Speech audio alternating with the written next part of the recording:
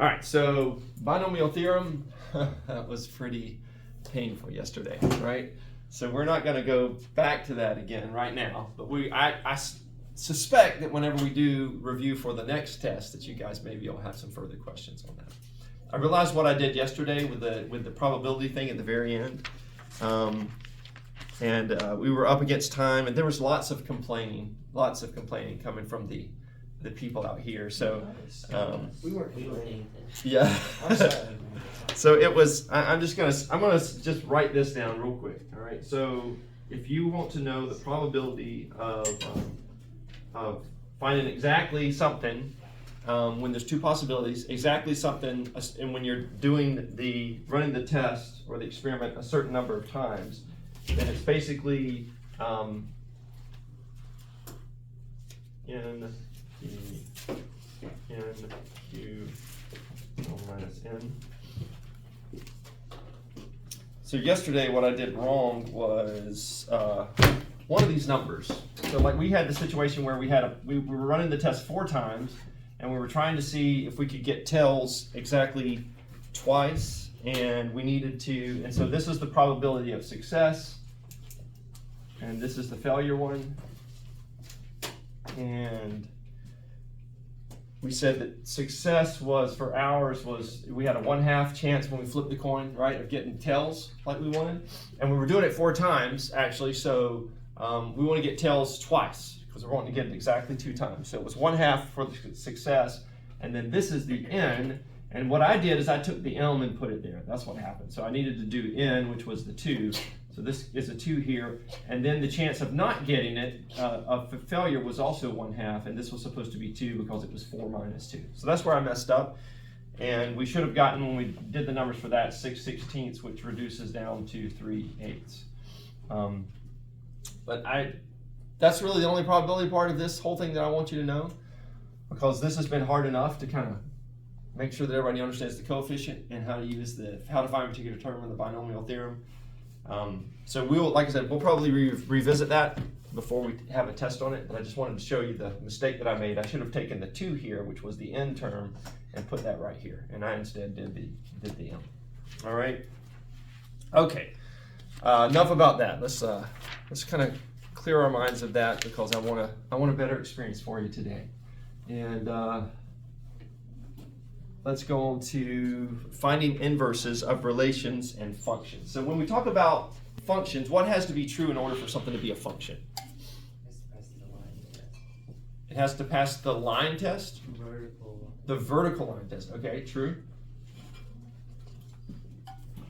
And so as far as its domain and range, what has to be true about the domain and range? If it passes the vertical line test, then it tells us that this is true about its domain and range. Does anybody know that?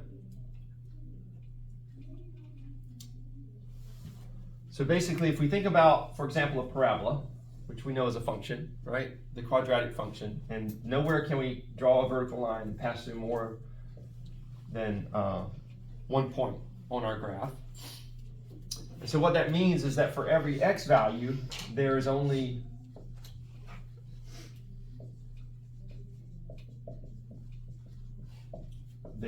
one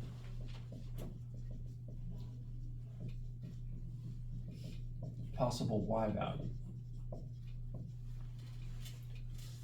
All right, so everybody see how that's true here?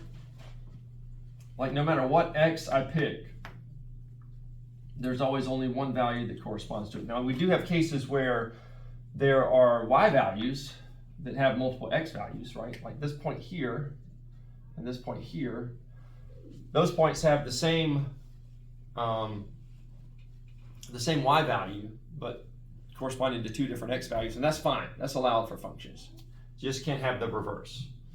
So that's why this right here would not be a function, like a parabola on its side, because like in this case here, I would have a single x value, and if I look at these points here, they would have the exact same y value, right? So that's what's not allowed.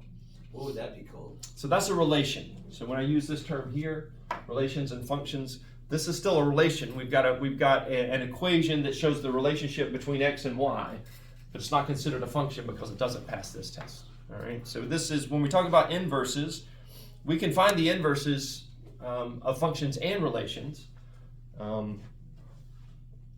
And so some of the problems are geared, that's why sometimes it uses the term relation instead of the term function in here. So when we find the inverse of a function or a relation, it's really simple.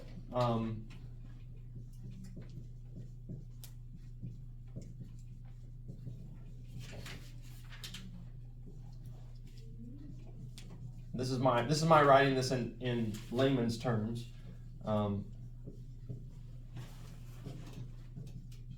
The inverse of a function or relation has opposite x, y values of the original inverse or relation. So in other words, let's just say we had a series of points, right? And our points were x, y, are 1, 2, -1, 3, 0, 4. All right. If I graph that, would that be a function? Yeah. It would be, right? We don't have any x values that have multiple y values. Like if I had another point down here that was 1, 3, now it's not a function because we've got the same x value with different y values, right? This would be a relation here. But given as this, that is indeed a function. If we plotted that, what kind of function would it be? A line. It's just the points. It's nothing else. So we're not Scatter connecting plot. the points. Do you guys remember what you call that type of function? Discrete. Discrete. It would be a discrete function. It would be discontinuous because they're not connected. And so if we wanted to see what the inverse of this function would be, we just take everything that's a y value and we switch it and make it the x value, and then we do the same thing for the x and make it the y. Right? So all of these points are like the reverse of one another. All right, this would be the inverse of that function. So that's pretty simple, right? Easy enough? What comes next? And so the other thing that's true about an inverse is that when you graph something, its inverse will always be a reflection of the original graph around this line right here, this line which is y equals x. All right, so we have some stuff that we're reflected about the x-axis, or maybe we reflected about the y-axis. For inverses, it reflects around this line right here. Right. So let's just verify that that's so. So 1, 2, right? The point 1, 2, which would be right here. When I flip the numbers, now 1, 2 is going to be, it's 2, 1, and it's right there. See how it's the reflection of that around that axis, around that line, sorry. So that's what the graph of the inverse function would look like. So we have some steps for finding the inverse of a function, and they're really straightforward. I don't think this is going to be too hard either way, Avonlea. So I don't know that there's much of a gotcha with this one, right?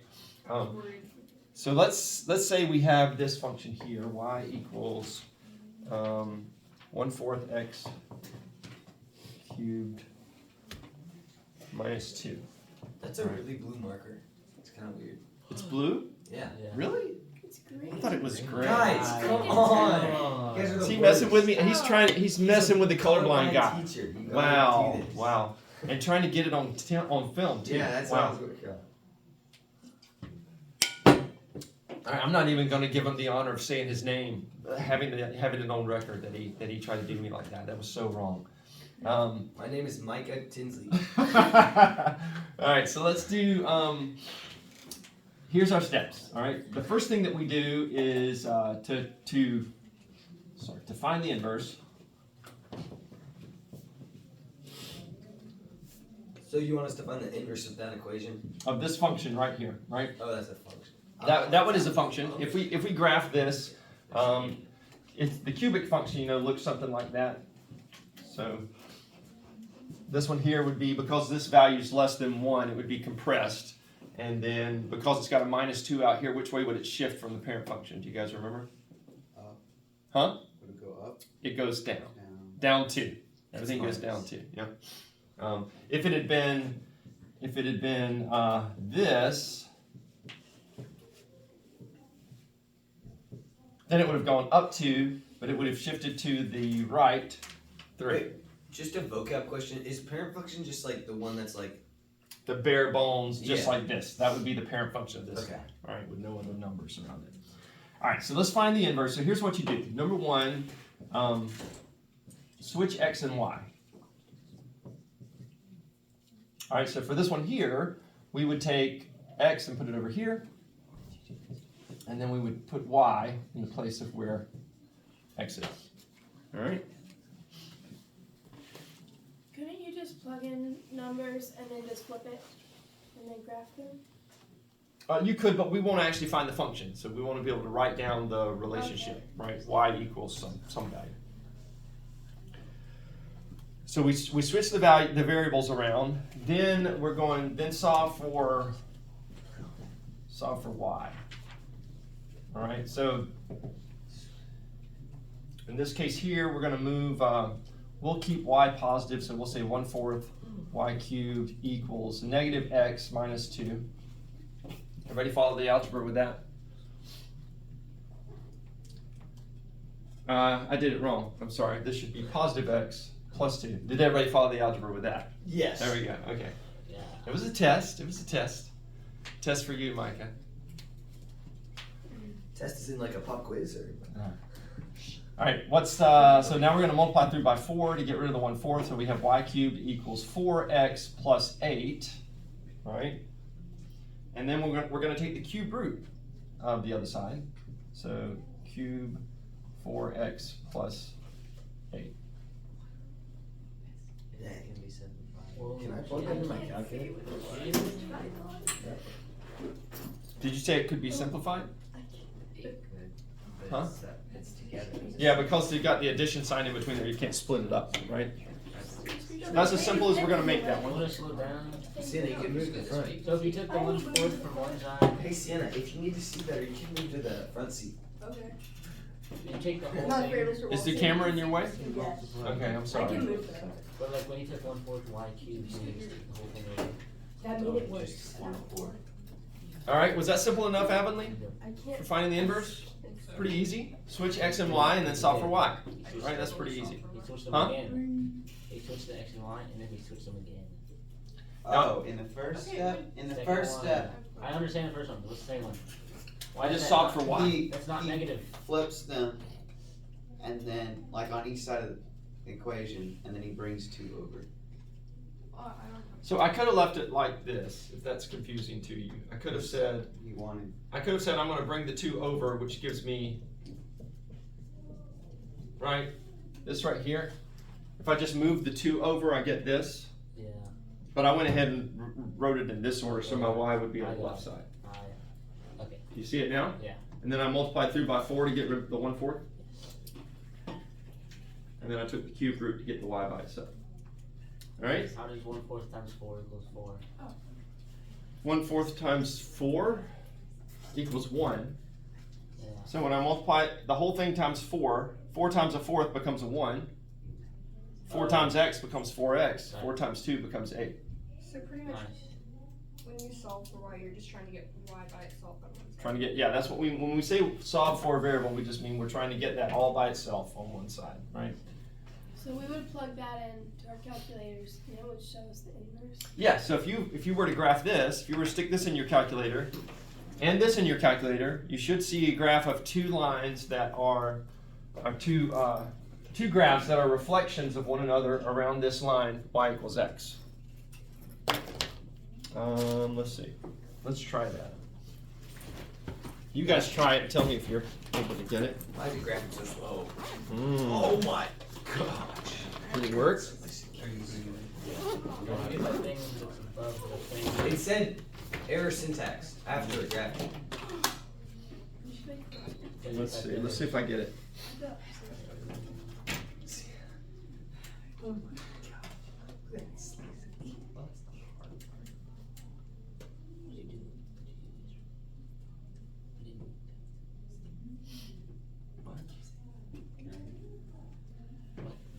Why is it so y equals x. Yeah. Square, 3 So squared. and I went ahead I made mine 0.25x here, so I didn't have to worry about parentheses at all. And so that one graphed fine. So let's do the cube root one. Does this hurt your brain? So if I go under math, there is a cube root option. I don't think so. Do the over under and stuff. 4x. I don't know. No, mine's. Oh yeah, that one is really slow. You're right. Where's X? No, I All right, mine worked, but I didn't get an error. Did everybody else? And then it's an error pattern. Hey, chill, I was dead. Mine like graphs and it says error syntax after graphs. It's like it Like has just hit it. graph. It has it graphed. The background on yours is killing me. It doesn't like it. That looks right. Oh. Okay. Yeah, that looks right. Why did Wait, you were wrong. Hold on. Is Why this would I try to one? mark this? Y equals Yep, that looks right. Tell me I'm wrong. Did we get it, Rachel? Do you like my cup? Yeah, that looks good. I It's just wrong. smart. Let's go to. Okay. And then you do, Is this did you the do right, that? like, This means- Yeah, okay, that's what, I didn't do that. It, Mom got them. it's amazing. Because last year I didn't It's go red. over. And then you can put it in. My mom got them so I could. You still getting an error? No, he figured it out. It was Okay. my like y equals 0 or y equals 9 or something. Was y equals Do you have Um, a plus. Okay, So I was It was just trying to like- graph that. So I graphed the two of them, and he was moving to the next one, which just said y equals plus. Oh, I got you. I'm following that. Okay, yeah, mine just looks right, but I don't see 2 on yours. Oh yeah, I was working on that, but then he kept Gotcha. saying error. Mine has 3. Okay, and can everybody see when you graph it how it looks like it would, if you flipped one around this line right here, that you'd get the other? That's the way it'll always work for inverses, okay? Yeah.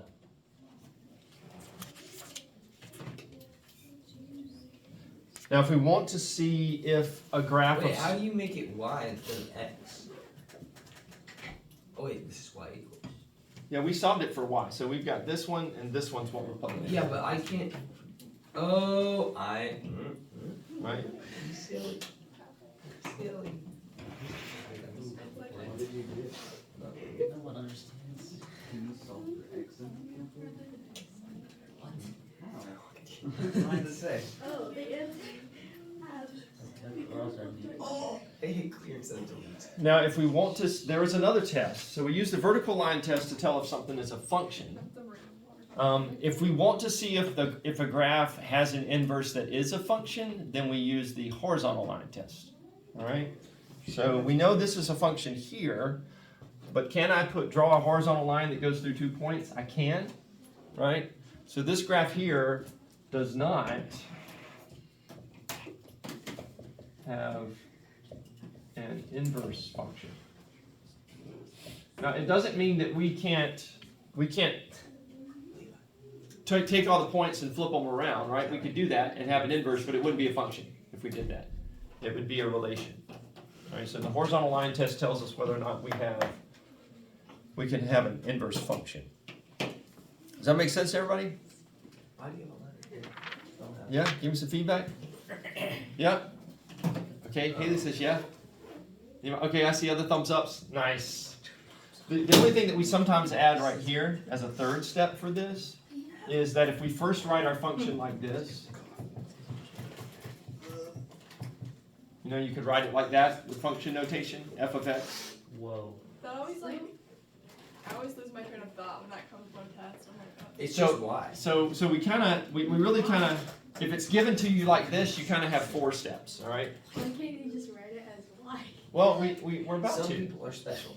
But it is important that you understand that y in our equation right here is a function of x. All right? It's a function and the variable inside that function is the variable x. And so this is just another way to say that. And so if it was written like, if it was given like this to us, and I asked you to find the inverse, then we would say our step 1 actually would be replace f of x with y. All right? Then we do this as step 2, we do this as step 3, and then our step 4 would actually be replace y with f negative 1 of x. This is the way to write the inverse of a function. So if you ever see that, That's what it means. Yeah. It doesn't mean this raised to the negative 1 power. It means this is the inverse. What we discovered right here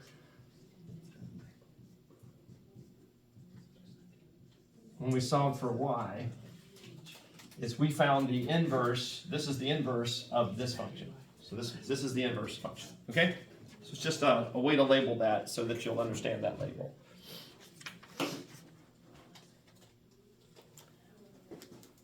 Come on, Harry. Any questions for me? You still, was that all right, Avonlea? It didn't get too weird, right?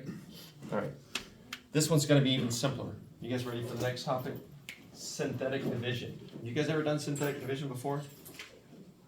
You use like such fancy words. Like I don't know. It's basically it's the long division. It's Okay. like long division that we did when we divided a polynomial into another polynomial, but it's so much easier Why do we learn the other way then? If it's- because we That's life. we do this all the time in all types of subjects. We show you the more complicated way, and then we show you the easy way, right? This is why the easy way works, because the more complicated way works. So let's just remind ourselves how we divide.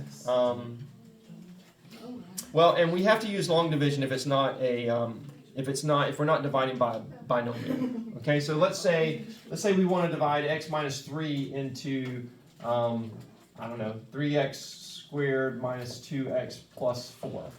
All right, so we want to divide this into that, and the way we would do that with long division is what? We would say the x goes into 3x squared how many times? Haley? 3x. 3x times, so we'd write that right there. We'd multiply through by the 3x, each of these, and we would get 3x squared minus 9x. Then we would subtract all of that, right? To get, this goes away, negative 2 minus a negative 9 is negative 2 plus 9, so this becomes a positive 7x plus 4. How many times will x go into 7x, Levi? 7 times, a positive 7 times, so we would write plus 7, and we would get 7x minus 21. And so our remainder here in this case would be 4 minus negative 21, which is 4 plus 21, so we would get 25, and we would write that as plus 25 over x minus 3, right? Is that, you guys remember that, long division? All right.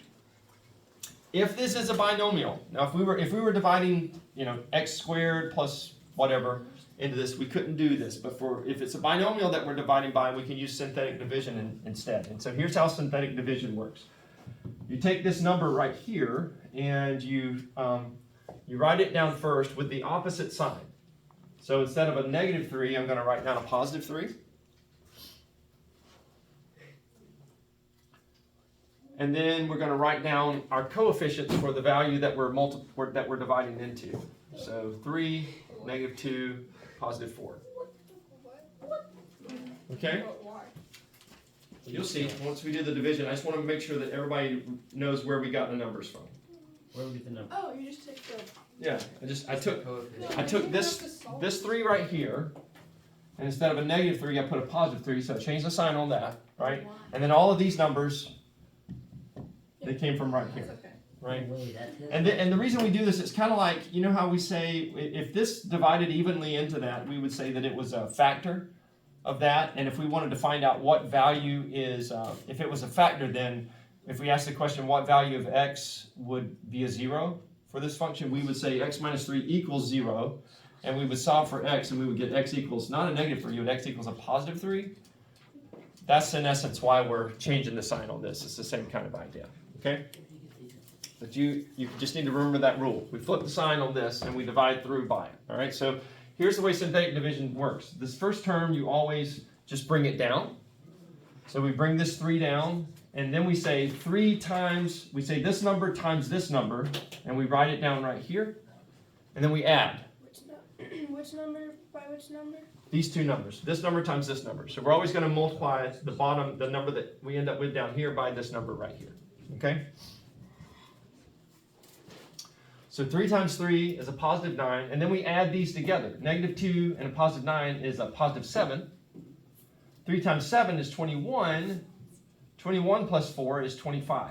This right here is our remainder. All right? So look at what we have. We have a 3 right here, just like we have a 3 right here. We have a 7 right here, just like we had a 7 right here. And we have a remainder of 25, just like we have a 25 right here. So, since this was x squared, and then x, and then no variable, this becomes just x, 3x plus 7, plus the remainder of 25. So it's 25 over, and we have to remember this isn't actually 3 that we're divided through by, it's x minus 3, so we would write it like that. So synthetic division just gives you a quick way to, that's so much easier, right, than what we did here. And here you have to worry about when I do the subtraction, I make sure that I flip the sign, and it just kind of gets complicated as far as the signs go. So if you're dividing by a binomial, this is a really, really simple way to do this. So the remainder would just be 0. Like, what was going through your mind when you were... If there was no remainder, yeah. And if you get 0 here, then what it tells you is you just found a factor for that polynomial. Right? If we had gotten a 0 here, it would have meant that x minus 3 is a factor for this guy. It's not in this case, but let's do one. Do they have one that?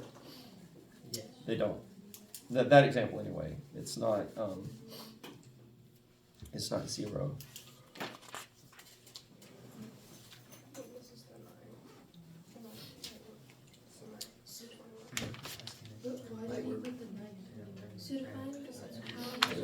None of these examples have a remainder of 0. So let's try a longer one. Where'd you get the right? So times 3 times 3. So if you multiply the 3 by the 3 down here, you get 9. And 3 times 7 is the 21. Oh. You're multiplying the outside and all the ones in the end. And then you add the negative 2, 9, and then the 4, So 25. 3 times 3 is 9. And 9 times 3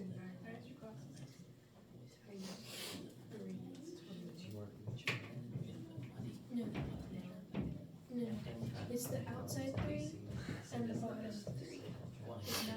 And the outside 3 and the 7 is 20. Oh, so 3 and 7 makes the 20. All right, let's look at another one. Oh, lovely.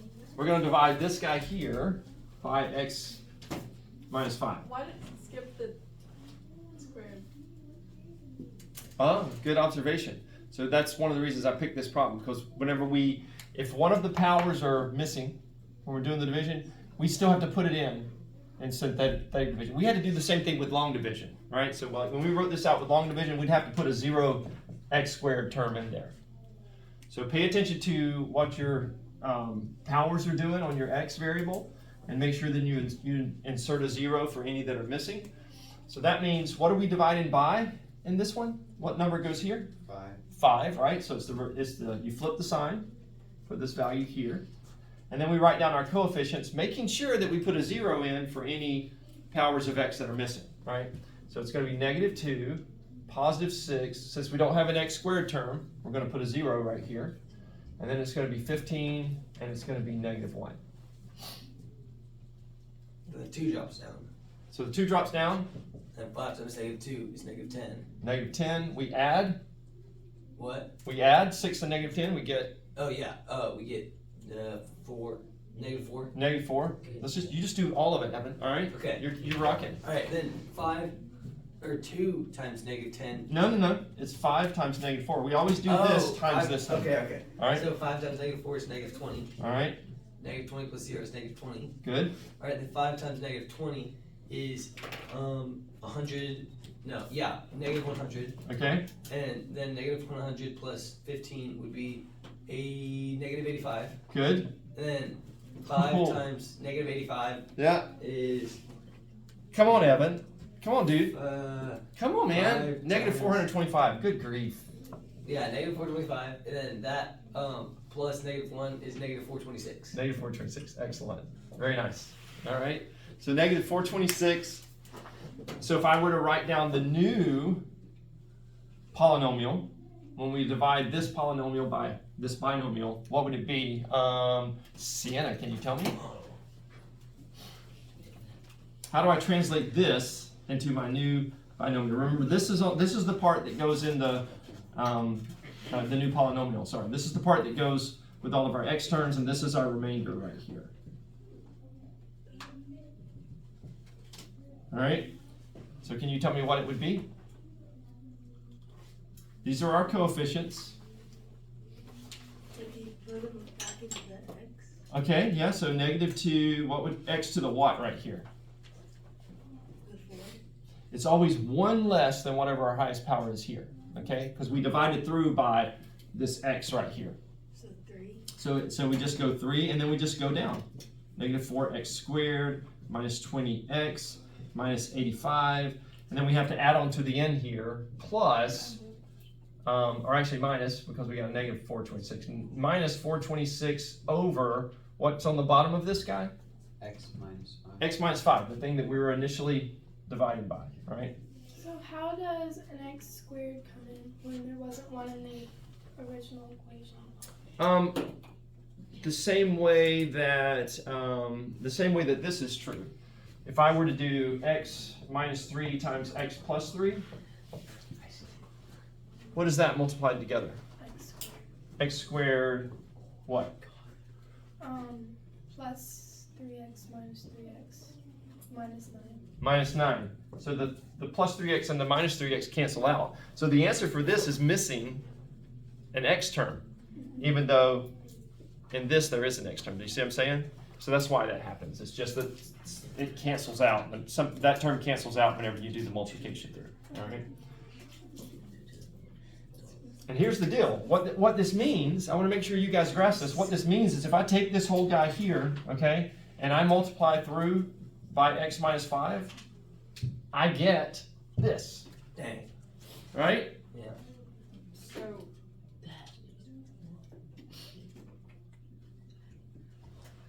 Because we divide, that's just the way division works, right? If I take 40, is this just another way to divide it? yeah, it's another way to divide. It's called synthetic division, right? It's a way to divide if you're dividing by a binomial. What's a binomial again? Two terms. Specifically in our case, it's where you've just got x plus or minus a single number, all right? So it's a special division case. And the reason that the reason this is special and the reason it's important is because frequently we have something like this and we want to find out all the factors of it. And when we factor something like this, we want to break it up into individual binomials, right? So this gives us a way to do that. I like this way. Now here's the other cool thing. Whatever value we get right here as our remainder, that means if I were to take this 5, if we said this right here, divide f of x by x minus 5. If I take 5 and I plug it in for x, so if I do f of 5, the value that I'm going to get is what our remainder was, -426. Dang. All right, so if you guys actually took your calculator and plugged in +5, right, that's what we divided through by, n for x, for each of these guys, you would get the remainder that we got, Yeah, I'll do it. -426. Everyone's going to check that. I'm surprised it's not Levi. Levi was really a stickler about checking these things yesterday to make sure that it's Evan perfect. is Levi, actually. But it's not Wednesday, It's not Wednesday. right? Okay. Evan is Levi. What time do we get done? 9:10? Something We like talked that. about right? the test today, right? Too? Huh? We talked about the test. Yeah, so this is the last thing. Once you guys are okay with this, then we're moving on. Everybody understand the process? How synthetic division works? And this is key, all right? And so if I were to give you this, another way that I could have asked this problem is I could have given you this, and I could have said use synthetic division to find f of 5. You indeed get -424. -424, Yeah, you must have messed up somewhere. I think you messed up. It's in the book. Oh, I did +1 instead of -1. Yeah, right. Knew it. -426. All right, there we go. Right, so I could have said it like this. I could have said use synthetic division to find f of 5 for this function right here. And so then you would have just divided that function by 5, and your remainder would have been this right here, would have been f of 5. Okay? All right, so I told you guys to come prepared today to ask questions about the test. The test is going to go through chapter 40 or lesson 44. All right? Wait, what chapter? What chapter? So it's always kind of hard to say definitely where's the starting point, but the focus will be on 30 through 44. Okay? There may be some weird one that came in from like lesson 8, but it's like basic stuff that you guys should know, right? I don't know if you remember the last test, I asked you to do a unit conversion, a really simple unit conversion. That wasn't in the 15 chapters I told you guys to look at, but that's just something that you should know, right? It's simple enough. So there may be one or two that come from earlier chapters that are just commonly used enough you should know it. But the focus will be 30 through 44. So take a look at those chapters and let me know. I have one. Okay. I still don't know. I mean, I kind of do. But I don't know when to use permutations and when to use combinations. Permutation or combination. What lesson is that? 42. 42. Oh, yeah. I do. What could you like? Sorry, my voice is weird today. No, it's weird. I didn't think so, but now that you've said it, that's all I'm gonna hear. It's like her voice is really weird today. Is that a Buc-ee's cup? Mm-hmm. Nice. Which Buc-ee's did you get it from? I think Kentucky. Kentucky, okay. Since I'm sitting right here, is my face really large in front of the camera? You have to get like. Oh, okay. So like if I were to sit right here, Sarah would get a really good view. Is this good? All right. Is that all right? That's what when you go on a YouTube channel that has like 5 views and it's like. Right. Hi, we're gonna do math today. All right. So let's do finding permutations and combinations. So the permutation of a selection where order is important. So that's key when you're talking about permutation. You need to the order matters. So let's see, permutations of, and this was a lesson I didn't teach to you guys, right? This is when Amanda Schoenfeld was here. Okay, No, gotcha. she did a good job. I just. Yeah, just figuring out when to use one over the other. Combinations, combination is a selection of items where order does not matter. So that's the big difference. Order matters in one case, order does not matter in another case. So the combination of 5 objects taken 2 at a time. Find the combination of 7 objects taken 4 at a time. So I think that's going to be the key.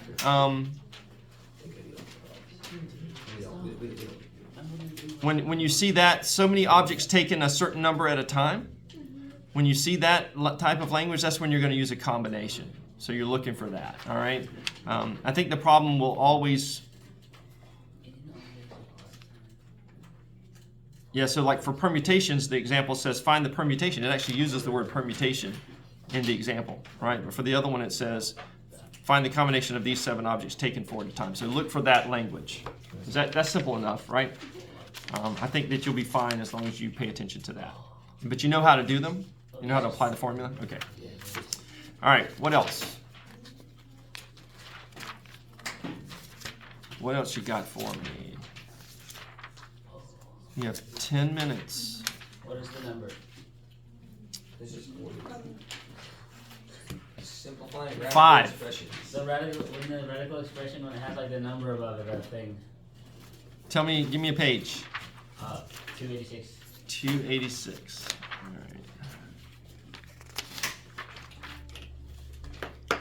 Simplifying radical expressions. What does that number above there mean? Where? Like above the division, the square root sign. Oh, so like when you see that? Yeah. So it means we're taking the 5th root of something, right? So because 2 to the 5th is what?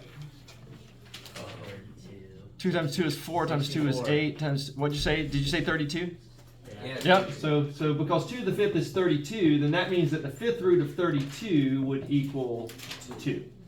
Oh, so you go down. You go down. Yeah, it's like it's like the reverse of raising to a power. Okay. I used to go there. I mean, you could think of it like this. Think of it as, rewrite it as 2 to the 5th. And so, just like multiplication undoes division and addition, subtraction, the root undoes something raised to the power and vice versa. So the answer there would be 2. Simple enough? Yep. Yes, Mr. Walker. Can you take the even root of a negative number? What? So we could do this. We could say the 5th root of negative 32, and we get this, and we get that, right? But could I take the 4th root of negative 16? Because 2 to the 4th is 16, right? Can I take the 4th root of negative 16? Yes. Really? Punch that in your calculator, see if it works. I don't know. It won't work. It'll give you an error. This would be an imaginary number, so we can't. Have you guys used imaginary numbers before? Anne Marie was talking about. Really? Okay. So I'm sure we'll learn about this at some point if you haven't learned about it. But as far as getting a real number, you can't take an even root of a negative number. So that's just something to keep in mind. Mr. Walker. Uh-huh. Last week I think you gave back the tests and I wasn't. Oh, you weren't. That's right. I remember seeing yours in here. Oh, I have one here back. I don't know why. It's like, Any other questions? I don't know why I have. You guys are being really easy on me. I don't even know. But I it's used at to home. go No, I home have all of on them. Wednesdays and do my math homework. Uh-huh. And I It's just like sat stack with the book on top. open, looking at the I don't binomial know, and even like- stuff again Right. for like, I wanted to like 20 minutes. I can go over the binomial theorem again if you guys want to, but that's not on the test. That's the thing. Just my head, you know. So let me just glance through what our topics were, 30 through 44. There's a problem in the homework. I think it was just simplifying 14 over 3 to the square root of 25. Right, I think that's 25. Let me find it on the homework.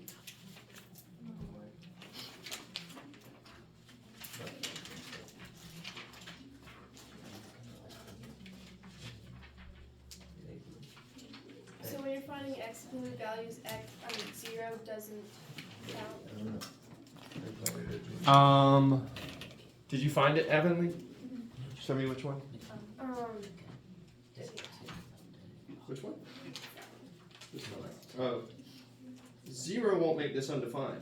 If you plug in a 0 for x, for zeros we're looking like in the case of a rational function like this where you've got a denominator. We're trying to see what values of x will give me division by 0. So 0 will give you a 5 on the bottom. So that's not undefined. Make sense? Yes. Yep. It's 14 over 3 to the square root of 75. And you're just simplifying it. So 14, is it like this? 14 over 3 To the square root of 75. to the, oh, this is raised to the square root of 75? No, like Plus? just the square root of 75, just next to it. Oh, I got you. I'm sorry. Sorry. I said Okay, two. no, you're fine. So this right here. Is that it? Okay. So why is this not, why do we consider this not to be simplified? Because you cannot have a square root. Yeah, you don't want to leave a radical on the bottom of your fraction. It's okay in the numerator, but we can't have it in the denominator. Okay? So Multiply like both sides by it. say that again. Don't you multiply like both sides by the square root of 75? Top and bottom? Yeah. Yeah, we could, but that actually with this one, before we do that, we can simplify square root of 75. Does everybody see that? Square root of 75 is the same as the square root of 3 times the square root of 25. Do you guys see that? I should have written it in the other order. Square root of 25 times square root of 3. Does that make sense? 25 times 3 is 75, right? And the square root of 25 we can take, so this actually reduces to 3 times 5 times the square root of 3. So now we have 14 over 15 square root of 3. And then exactly like you said, Sienna, now let's multiply top and bottom by the square root of 3 to get rid of the radical, right? It's fine multiplying the denominator by something as long as we multiply the numerator by it as well. Why is that okay? Because it equals to 1. Because we're effectively multiplying the whole thing by 1, right? That's what that reduces to, so it's fine to do that.